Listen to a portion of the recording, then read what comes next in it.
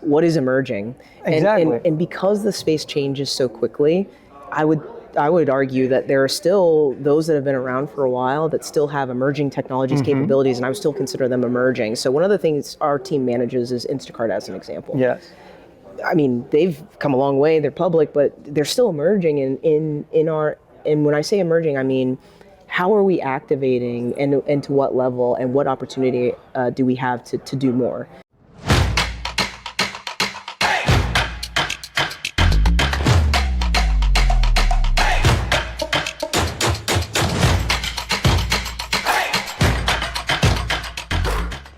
Hello everyone, welcome to the eCommerce podcast live here in Commerce Media Brand Summit in Atlanta, and I have Chelsey Alexander, who is the VP of Emerging Digital Platforms of Bayer. Chelsey, welcome and glad to have you with us. Yeah, I'm super happy to be here, so thank you so much for Thanks for your time. It's a busy, very strong agenda. Yeah. And there's a lot of panel discussions. You were on the stage in the morning. Yeah. And I'm sure a couple more lined up. Yeah. So it's a prestige and privilege for us to be with you today. Yes, and we're going to thank talk you. about a lot of emerging, exciting topics. Okay. Great. Let's do it. Let's do it. I want to hear about your career journey. Sure. Because you had a tremendous story. I looked up on LinkedIn. I studied my lesson. Yeah. And now you're leading a very exciting topic, emerging digital platform for a massive portfolio. Yeah. Walk us through your journey and give us a little bit of tip what's on the horizon for your team. Yeah, for sure. So I always like to think of my career journey sort of the tale of two cities or tale of three cities, Right. and there's a very obvious pivot, which I think is what you're referencing. Yeah. So whenever I talk about this, honestly, I like to start with my heart, and the reason I do that is because we're humans, right? And, we're driven by different things, and I think my why is I was raised by a phenomenal single mother who was a nurse for as long as I can remember. And have you ever been around people who you're just like, yeah, that's what they're supposed to be doing? Okay. And so this is a woman who I saw very early on working, so I was around my mother at work a lot, but then also a woman who was absolutely serving in her purpose. I mean, she was just meant to be a nurse. And I remember going on home healthcare visits with her. Very big heart people. Very big heart I people, ginormous heart woman. And I remember going on home healthcare visits with her and watching every patient's face just light up. Yeah. And so from a very early on age, I feel like that played a really big part in how I thought about my career. And so I feel like I've been on this quest to frankly serve my purpose on this planet. So I because I had that visual from a very young age saying, okay, how do I figure out how to get to that? And you had a good role model. I had a great and good example. role model. I had a fantastic role model. So I think for me, when I started, now obviously we work in very different businesses. Not terribly different now because I work in healthcare too. Category sometimes, so is very relevant. I can speak the language a little bit with her now, but working in business was very different. So when I got to school and started figuring out, okay, what am I going to do next?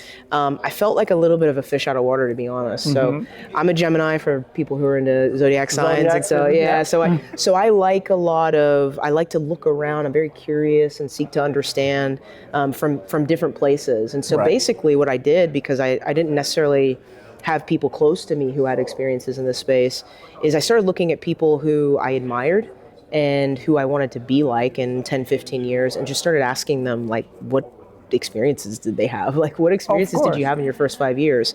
So they all said, look, you got to learn how to sell. You need to learn how to manage a business. You need to learn how to manage a P&L. Oh, and you got to touch the Walmart business. So I remember, Don't forget. I remember after my internship with P&G, I got a laundry list of cities. They basically gave me 10 city options, and they were like, look, we've got the role we were going to give you went away, but here are a list of city options, and we're going to come up with a really cool, robust role for you. And I remember I saw Bentonville on the list, and I'm like, oh, I remember what those people told me. So I was like, I want to get that one done first. So I moved to Fayetteville. And I got those experiences. I learned how to sell. I started out in the drug chain customer, selling everything that P&G made, and I just cut my teeth on learning how to sell and have conversations with different people on how to manage a business. And then I did touch the Walmart business, so the behemoth. Course, naturally. And so I really feel like that first part of my career was laying a fantastic foundation, and I'm very, very grateful for my career with P&G for that reason. Great school. And then I feel like I had the same conversation with myself of saying, hey, now as I look at, once I was senior director at P&G, I said, okay, now as I look at the landscape, what are the types of skill sets that I'm going to need to learn if I want to be where I want to be in the next, 10, 15 years? And I started realizing that the skill sets that I needed to learn were very different than what I had mapped out before 10 to 15 years prior. So I was watching the industry sort of change before my eyes. Detours on the horizon. And so I realized that I needed to significantly ramp up my skill sets in e-com, digital media, commerce media, emerging digital platforms. At the time, it was really mostly Amazon and then emerging third-party marketplace platforms. But now it's social commerce and last mile and others. But I needed to learn that in a big way if I was going to be the impactful leader that I needed to be in the future. So I decided to make a pivot. I pivoted and I joined a startup, 3P e-commerce aggregator. I left to work for a visionary leader who I respected very greatly. And I had a ton of learning in this space. I definitely learned and then some. So to give context to that, I joined, and about 2 months after I joined, we announced our intent to go public via SPAC back then, which doesn't exist anymore. But and then about a year and a half or so, we filed for bankruptcy. So we shut down the business and filed for bankruptcy. So I had, e-commerce learning and then some, which was a fantastic learning experience, both in the e-commerce space as well as the startup space. And those scale-up companies where they are pure player focused and digital natives are sometimes really good incubators with condensed knowledge and really hands-on tactical experience that can be easily transferred to the enterprise level. Sure. I worked one of them a long time and I learned things from the ground up. I totally resonate with that. Yeah. And what I want to talk about then, you mentioned your early days, you were on the traditional offline trade, then you made a deliberate move to the online. Yeah. And it brings me to the biggest challenge of the CPG, one of the biggest challenges. Omni-channel, omni-shelf presence, and how are we going to combine offline and online? Yeah. Where do you see the current stage? Is this still evolving or is it reaching to its maturity? And what do you expect in terms of next stage of the omni-channel presence, omni-channel shelf design? You design a couple of them in different companies. Yeah. Where do you see the current state landscape on the industry? Yeah, so a couple of things. I mean, sometimes the more things change, the more they actually stay the same. So I always like to go back to like the basics of, look, ultimately building a brand comes to physical availability and mental availability. Right. And so I think from a physical availability standpoint, I think what's emerging or what's changing is that consumers are starting to vote higher in terms of importance on convenience. Absolutely. And so I think as convenience becomes a higher order need from a consumer standpoint, the way to get the product to them is obviously evolving. But I think from a mental availability standpoint, I think that is where we're seeing significant changes over the last 5 to 6 years. And I think that's where commerce media, retail media have a larger place in how we have to get things in front of consumers from a mental availability standpoint. I think from an omni-channel standpoint, in terms of evolution, I think one of the key places where we need to evolve is a lot of times when we talk omni, we're really just talking like physical shelf presence in a brick and mortar store. Okay. And then like 1P like e-commerce business. Okay, but it's an afterthought sometimes. Exactly, and to add added complexity, yeah, you're right. Sometimes it's just an afterthought, but true omni is so much broader now. Exactly. Deeper and wider at the same time. It's deeper, wider. I mean, there's social commerce platforms where people can purchase. There's last mile platforms where people can purchase. There's third party. So you have online, but then you have first party and you have third party. Those are all omni experiences, and from a brand experience, I think it's massively important. And brand is impacted from all of these at massive scale. Absolutely. And so I think that's one of the key things, and one of the kind of key things that we as a team talk about quite often is, okay, let's truly talk omni, which is truly all of these combined. And I think that's where I give Bayer kudos for, creating my role in my team to say, hey, look, you're right. And we need to make sure that we're providing consistent brand experiences across that truly omni presence. So I think that's probably the biggest thing that has significantly evolved since I was managing physical shelf plus a little bit of online shelf to now 4 years later, where it's just so much more that you have to manage from a complexity standpoint. And it doesn't get so easy or comfortable to navigate through that fast. It still has its complexity for sure and challenges.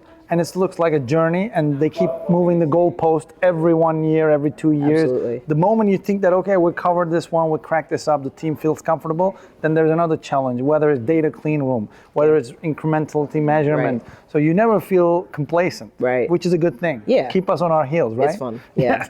Now we're having fun.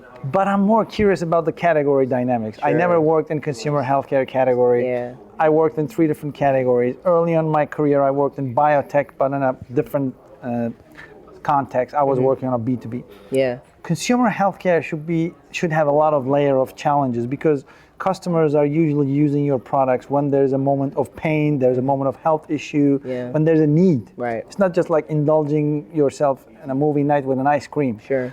So how do you compare consumer healthcare to other categories you worked before? And Yeah. what are the challenges and opportunities in the CHC? Yeah. So for context, I mean, I've worked across multiple categories: baby Right. care, fem care, adult care, a variety of personal care products. And so I think one of the key differences, I've also worked in healthcare before, but I think one of the key differences is, I think if you think of like key vectors that are most important from a consumer standpoint, I think in healthcare for sure, trust is like either Paramount. close to number one or number one. And so I think that's one of the key things to keep in mind as you think about differentiating yourself versus key competition, is obviously you want to talk about functionality, and people need to trust that this is something that's going to make me feel better. Right.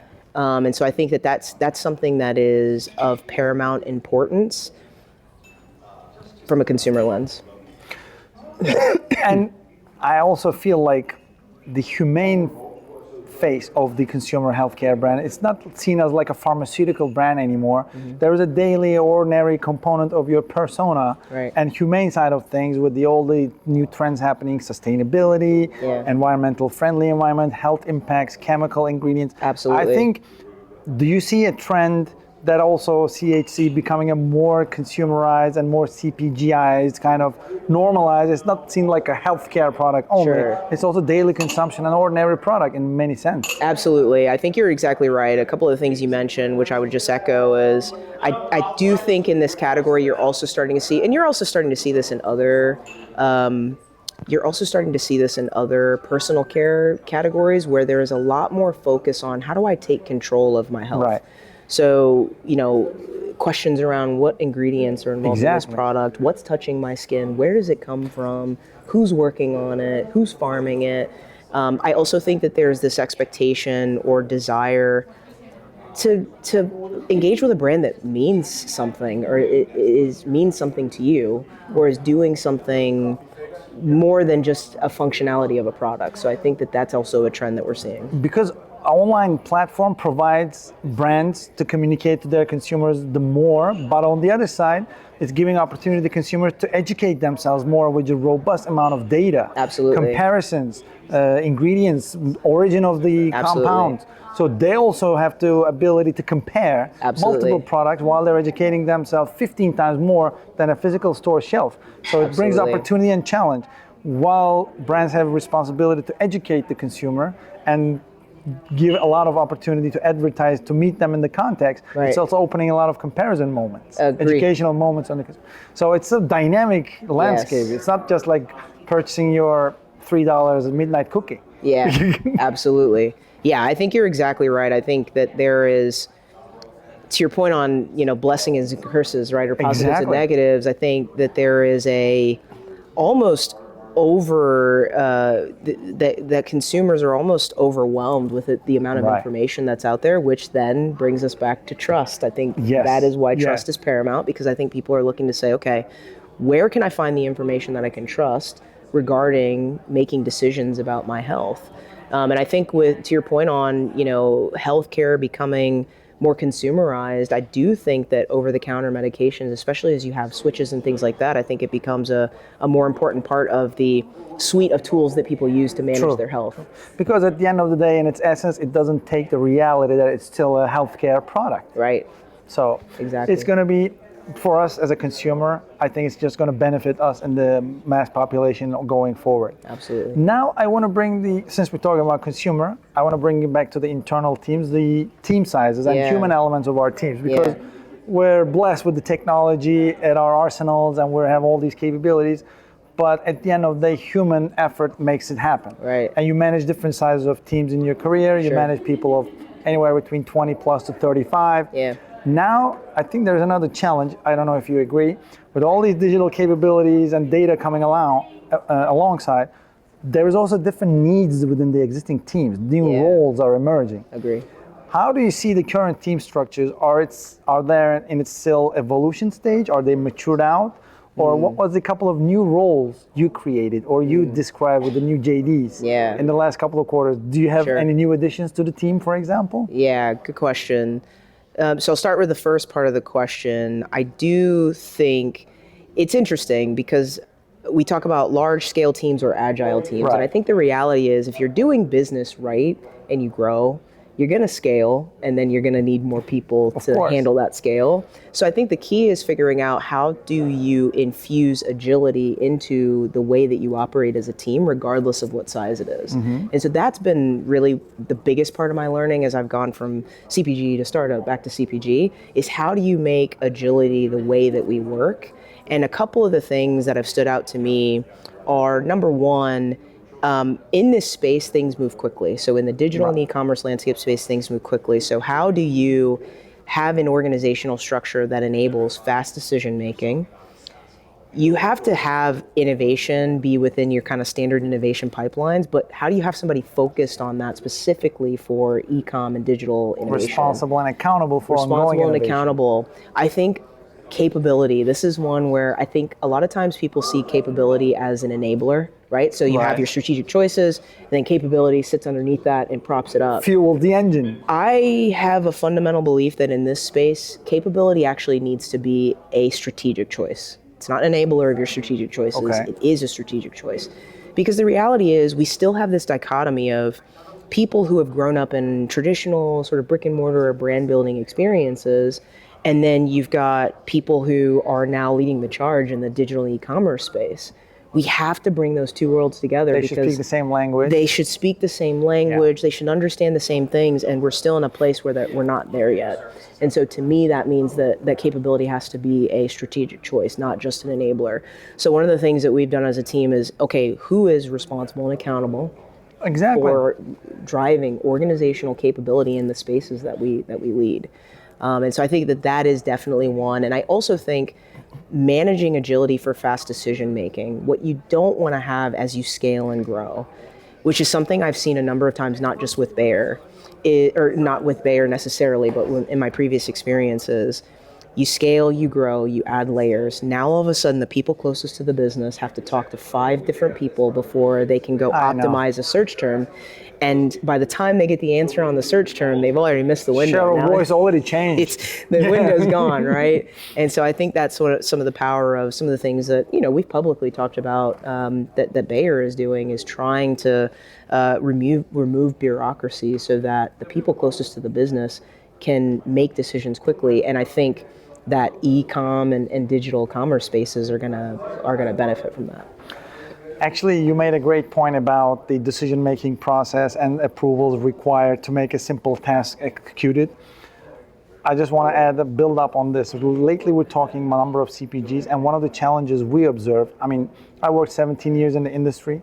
I'm out of the industry the last 2 years, but still there is a dilemma and roadblock for the local business units on e-commerce versus CFO, CIO, COO level global teams about showcasing the importance of online growth. Right. About securing the resources and budget allocations to fuel this growth. Yeah. And to your point, these teams are still not completely merged in a comprehensive way. Right. And it's still happening. And sometimes I remember, maybe it's still like this, Bering Street controversy where Atlantic Ocean and Pacific Ocean don't get mixed. Yeah. Do you see these pictures? You have a blue Atlantic and brown Pacific. Yeah. Some CPGs are still in this stage. Yeah. It's interesting. Yeah. But I want to get back to the content point. You made a great point about the windows being closed or you missed the opportunity. Right.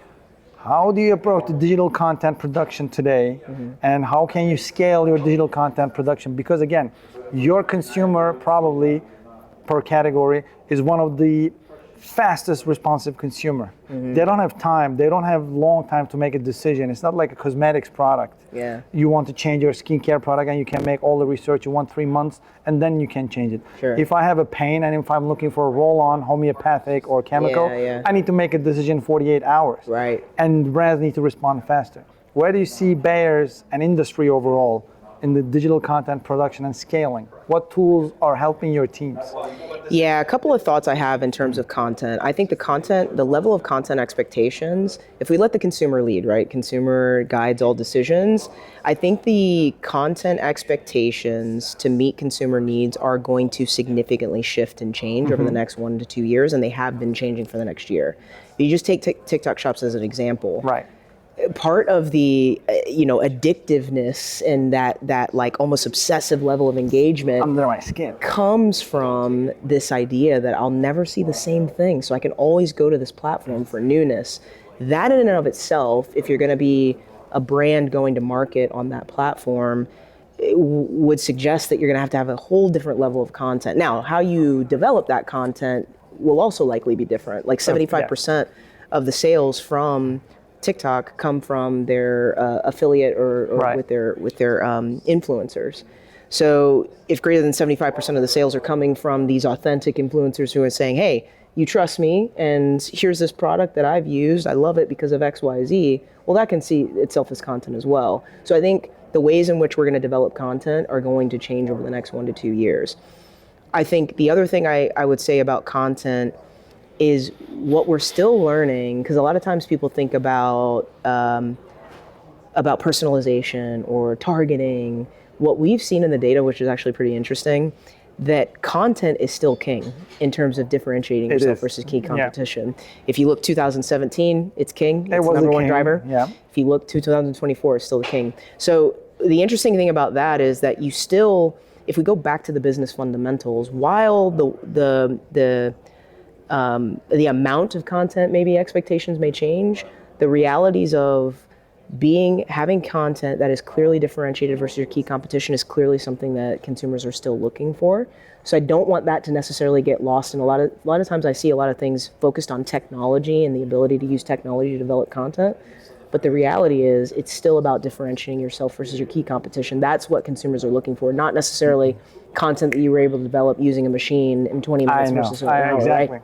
So I think that's another thing that I think will be interesting to watch evolve over time from a content standpoint.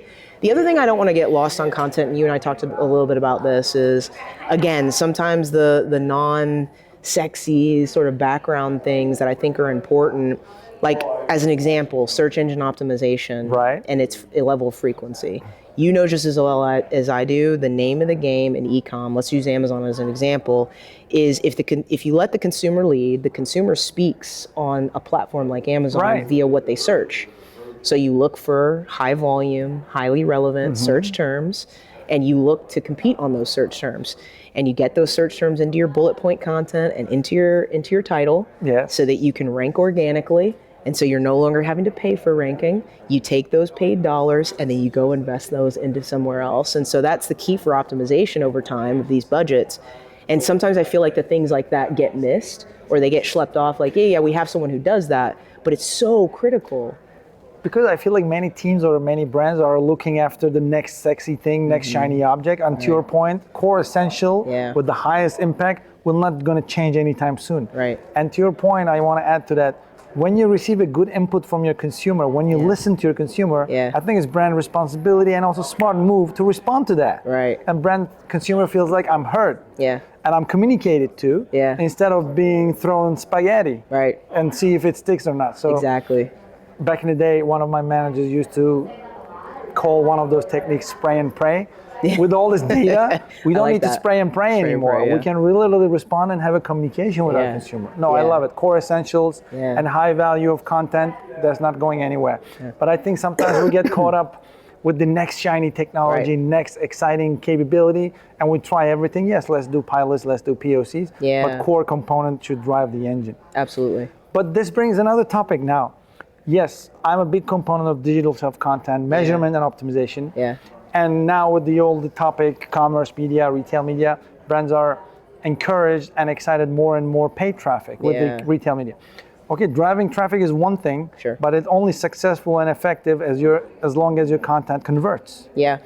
How do you see retail media impact on a consumer care category? How your consumers are responding to a paid media, and the synergy, does it exist between digital shelf and retail media, or is it also in its nascency? Because I don't hear too many products are talking about combining those two. Right. From your team's perspective, are you making them talk to each other? Are you making them to improve each other?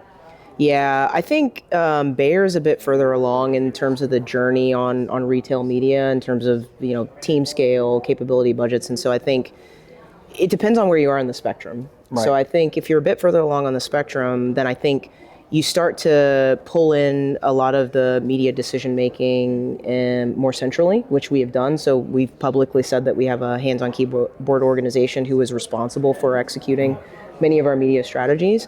I think the benefit that brings is then you're able to have conversations about retailer A versus retailer B versus retailer C Right. from a retail media standpoint. So measuring across becomes of the utmost importance. I think I would still, just to answer your question directly, to say, like, in terms of seamless integration of digital shelf versus retail media, I think we're still in our infancy, because to be honest, I feel like we're still in our infancy in general Thanks from for the transparency. a retail media standpoint of building out the capability and understanding the functionality and what role does it play in the suite of media tools to It's a drive big console conversion now. with it. It's so big, and it's a good problem to have, to be honest, because I think, again, we're following the consumer, and the consumer Right. is having fragmented commerce experiences. So we're following them in that journey. So I think it's the right conversation to have.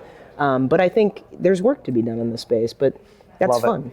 Love it. I really love the honesty and transparency. Our previous guest from Colgate, he also mentioned the same point. Because sometimes I feel ourselves like, yeah, we like to sugarcoat things, we like to make ourselves look better than we are, and sometimes it's overlooked. But I think this is another unlock opportunity if it's Yeah. done right, Yeah. but it's a little early. Yeah. There is no cracked code yet. Right.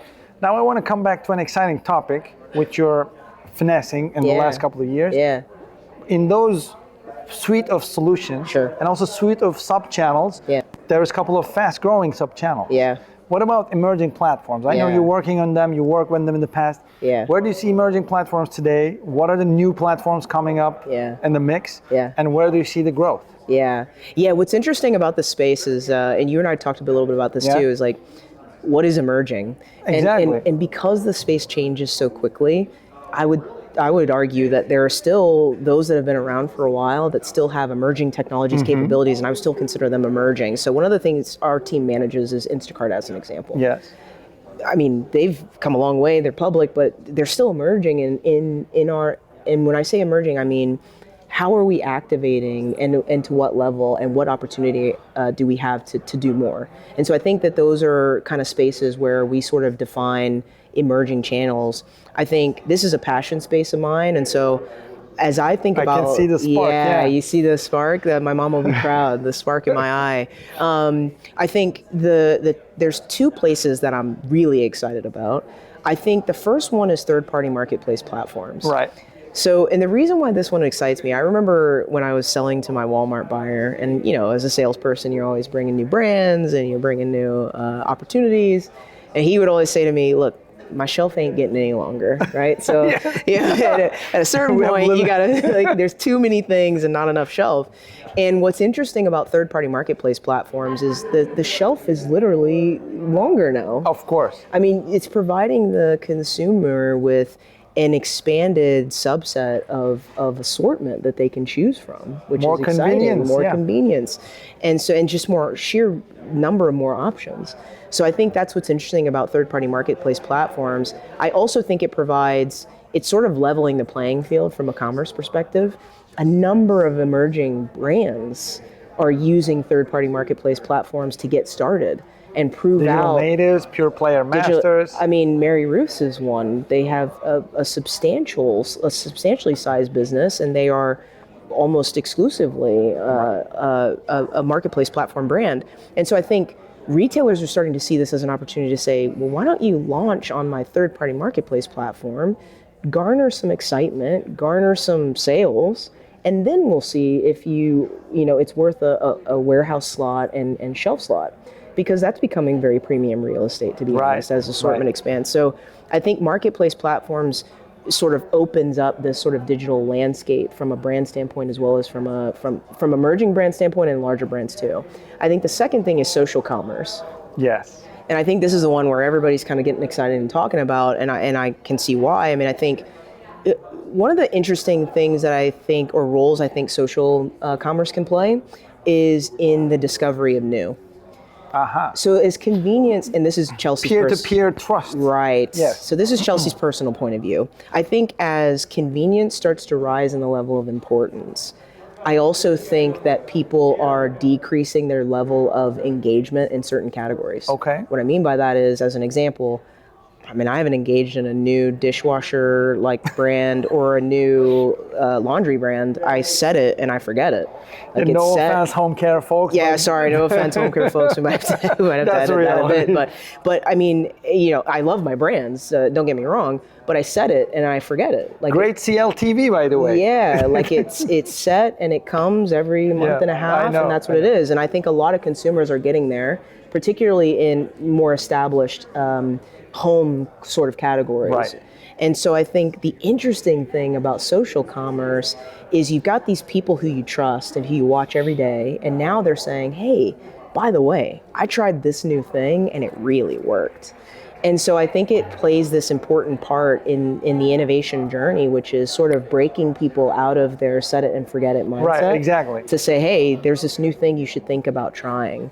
And so I think that that's interesting. And I think another thing that is happening that I'm watching that I think is going to continue to develop over the next year or two is this engagement to commerce, pipeline, seems to be shrinking. It's almost like some people talk about it as the funnel is collapsing, or you're moving people through the funnel faster, but either way, it's changing significantly.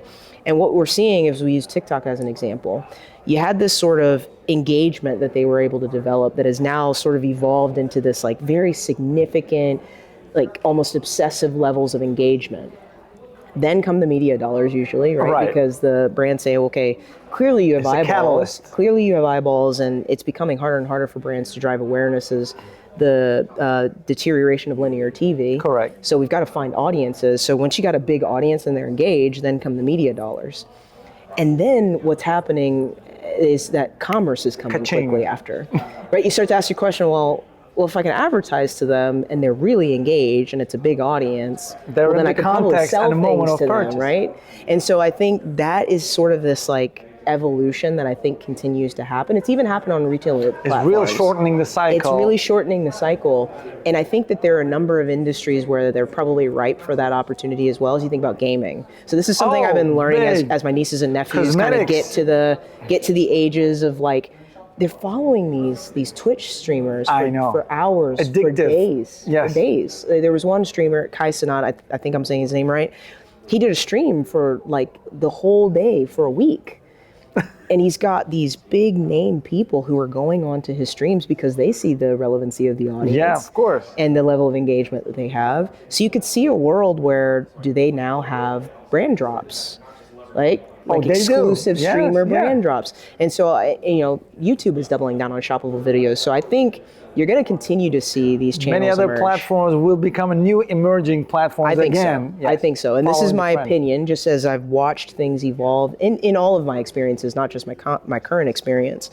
But that was an interesting one to watch. And I think there are other ones where it's that could make sense. No, I totally agree with you. And I also sensed a similar trend from YouTube. Mm-hmm. I mean, even though it's one of the older and mature platforms, I think there's a lot of learnings for them from the TikTok and other digital direct social commerce platforms. Yeah. Because to your point, earlier point, consumers giving this input freely, consumers talking to brands, but only the ones who is able to catch up and respond are accelerating. For sure. TikTok is a great example of that. And I also agree, funnel is not collapsing, but I think funnel is morphing or changing its shape. Yeah. And sometimes it's becoming a pipeline rather than a funnel, and sometimes it's like accordion, expanding and shrinking. Right. But now I think we're in if we talk about Earth stages, ice age versus regular time, I think we're getting to shrinking age. We'll see if it ever expands again and when. It's going to be exciting times. Absolutely. No, this is exciting. Now, I want to bring you to one of the boring topics. Okay. That we've been talking about in the last 5 years. Yeah. Everybody's talking about it. AI. Yeah. Nothing new about it. Yeah, we can't leave each other I know without mentioning it's a this. pie in the sky, and Yeah. I know it's promising many great things, Uh-huh. but hard to find tangible day-to-day execution. Sure.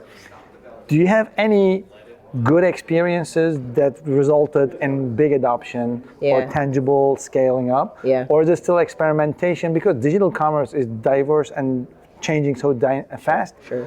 It's really hard to find those number of tangible solutions For in sure. place. What is your experience in your category? How is Bayer approaching to AI or overall industry? Where do you Yeah. see the industry's adoption? Yeah. What real solutions? Yeah, so I'll share a point of view Yes. that I have. I think you're right?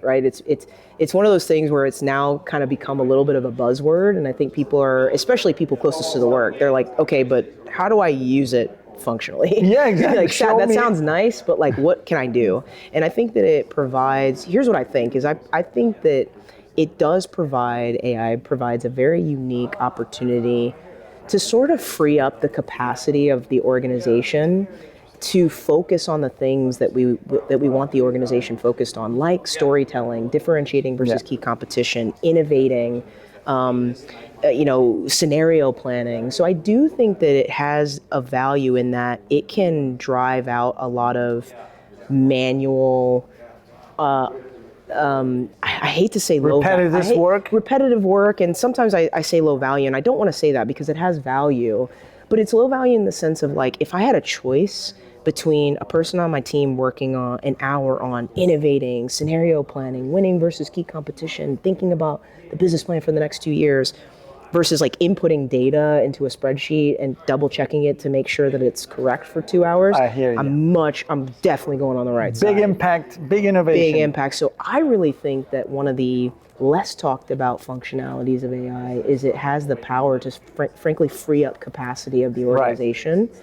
So things like automating expense reporting, automating data input into like PIM functionalities, right? So automating, putting in data, names of brands, names of SKUs, SKU numbers, those types of things. And it's in associations. Fantastic. I've seen really cool, and not just from a Bayer standpoint, I've just heard in the industry of really cool examples, tangible in that space. I think it has a real, and frankly, it's probably better than human because you eliminate the human error in that space. Oh yeah, much more accurate than us. I would say in terms of like, a lot of the fears of like AI replacing people, I've seen some of the really cool, and it is really cool to see some of the experimentation in terms of like AI generated content and those types of things. What I'll say is, again, if content is king and I have to be differentiated versus my key competition, I just haven't seen things that are like take it all the way there where you're just not going to need a human engagement at all from a copy or from a content standpoint. So while I love the conversation, and I do think it'll get better in the next 1 to 2 years. It's evolving. But in terms of right now what I've seen, I've actually seen that I'd like to have more conversation on the left side of what I said, which is the opportunity to drive out manual work and free up the capacity to speed up repetitive work and free up valuable time for creative thinking, innovative planning. Absolutely. I agree, because many people think that any solution in its experimental phase or mature phase or adapted, it will make big change for the company. Right. No, at the end of the day, it comes down to human element. Who decides how to use and what capacity to use. Right. And when we experiment too many big prizes with poor results, it reduces trust, and meanwhile we're losing opportunity for saving a chunk of time in very easier tasks to complete it by AI. Right. I think this sandbox stage will be over in 1 year or so. Sure. And then to your point, the separation will be much more clear where AI really speed us up and we can focus on big impact motion. Yeah. Now, we talked about organization we work for. Yeah. We talk about consumer and listening to the consumer. Yeah. We even deep dive in data and AI. I want to remind one of the important players of our game, retailers or marketplaces. I mean, at the end of the day, as a manufacturing company, we're supplier to them, but now we're also client of them, of their data or reporting. So how do you see in your journey the retailer-supplier relationship and today's commerce media dynamics, especially around first-party data and reporting? Do you see the tango is getting better, or we're just looking for a new phase, new relationship? How are these things playing out? Yeah, so you're asking about the CPG retailer sort of branded relationship. Yeah, I mean, I think in my experience, so I've been in the industry 15 years. I'd say over the 15 years, I think it's absolutely changing. I think you could argue it's becoming more complex for a few reasons. Number one, you just have more tools. Like when I first started in sales, it was distribution was number one, gift that keeps on giving, end caps, circulars. Maybe like 5 years later, some light online stuff if you were lucky, right? Okay. to like now there is not like distribution's still there. There's end caps, but they're digital in some cases, and then there's stuff at shelf. There's digital activations at shelf. There's CTVs, there's connected TV, there is retail media platforms, and with the retail media platform, it's on-site, off-platform, on-platform, in-store. So there's just a number, and oh, by the way, it's not just our brand. There's a number of emerging brands. So the category assortments have gotten larger in certain categories, like for us, particularly in vitamins as an example. And then you've got the fact that retailers have their brands, and honestly, some of their brand equities are pretty good. I know, yes. So it just creates this sort of complex. Now, again, we're following the consumer. That's why it's complex, because the consumer experience is now more complex. But it creates a bit of complexity in terms of how we manage joint business plans together. Now, I think it's the right thing to do. I think that both parties are in the absolute right space and have the best intent in doing it. I think that there are still opportunity areas in kind of merging all of these sort of disparate tools, capabilities, needs, desires into one cohesive experience from a consumer standpoint. But I absolutely feel like the work is being done to get there. Yes, and I call it win-win-win, because sometimes we forget that retail media partnership is all about driving the category growth and first-party data. But to your point, consumer speaks to us and consumer benefits from it. Yeah. Experience of the consumer matters the most to both retailer and brand, so it's a triple game. Yeah. Actually, I should have corrected myself. It's not a tango. Yeah. It's more like a group. I don't know what to call, but it's a triple dance. Yeah. Now, I wonder about what you see on the horizon. Yeah. If you bring your crystal ball or Turkish coffee cup, I don't know how you fortune tell, but if you want to look at the horizon, where do you see the next wave of changes, or what do you predict? And I want you to be a little selfish and thought leader. Yeah. And what do you demand from the industry as a leader of a division of emerging digital platforms in a consumer healthcare category? What do you and does your team expect to see? Yeah. So maybe industry will respond to us. Yeah, sure. So I think the first question around what are things that I expect to see, I think I mentioned one of them, which is I think that speeding up the movement through the funnel is going to become continues to be a trend. And I think you're going to see more of it.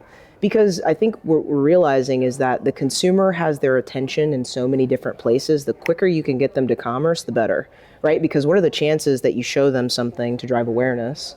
Then they're going to go into consideration when you show them something else. Oh, yeah. And then they're going to remember to buy it when they're in store. There's just too many messages now. Confusing. And so I think that you're going to continue to see that kind of speed through the funnel. I think the other thing that you're going to continue to see, or maybe I'll go into what I demand. I think the demand is that we've got to continue to have, because brick and mortar is going to exist for quite some time. Of course. And digital commerce is here to stay. It's growing significantly. It's not going to go away. And we're getting better, faster, stronger at executing in that space. So if the two are going to exist in parallel for, let's call it the foreseeable future, I think one of the things that's going to be massively important is making sure that we have talent that is having both experiences. True. The thing that I am so grateful for in my career is that I've had both experiences for a number of reasons. Number one, again, a brand comes down to building comes down to physical availability, mental availability. And I feel like I've gotten experiences across both from the traditional sense as well as where we're headed. And so in that, then I've been able to put myself in disparate shoes to say, well, from a retailer standpoint, I'm not sure that makes much sense, or from a brand standpoint, I'm not sure that makes much sense. But then I'm also able to, and this is a bit of a nuance, but one of my favorite mentors always said to me that language is such an effective tool to bring people with you, or you can use it against yourself to leave people behind. Oh, That's a good one. And so as you think about that, I think having the same experiences, one of the benefits I've gotten from that, and folks who've also had both Consistent experiences, language. is you can translate and use language to bring people along. Because I think there's still a number of people who are still learning in this space. And sometimes we can be our own enemy, and the way that we talk about digital commerce is we can be a bit nebulous and with our acronyms and things like that. And it's like, okay, but what does that mean? And I think having both of those experiences enables you to explain what that means to a broader group of people. So I think that's one of the things that's going to be massively important. That reminds me something interesting from my own personal experience. I want to call you up for a bonus question. Okay. Because we both, obviously, I just found out, we both come from offline sales and this physical ground experience, relationship with the buyers, managing portfolio adds a lot to the digital commerce. I talk about it a lot this because we know the P&L, we know the budget, so we're not just talking about media budgets on the fancy KPIs. Right.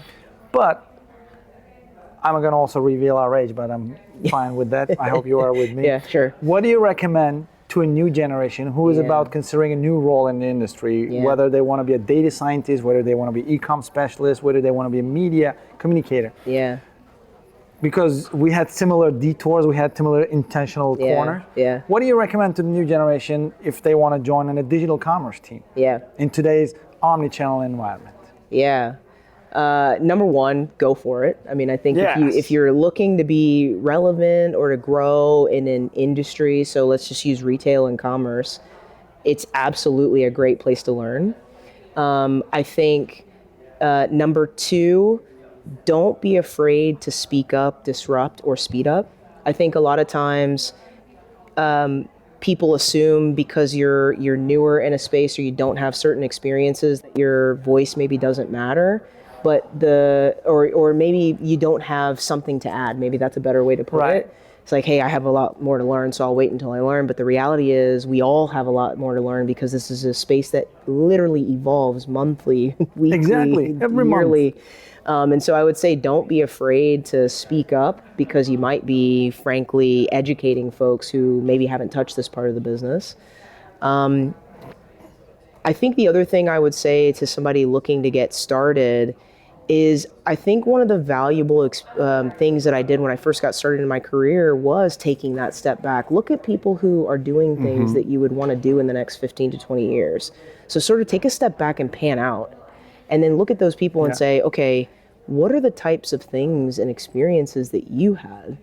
And then start to figure out, are those types of experiences relevant to where you want to head in the next 5 to 10 years?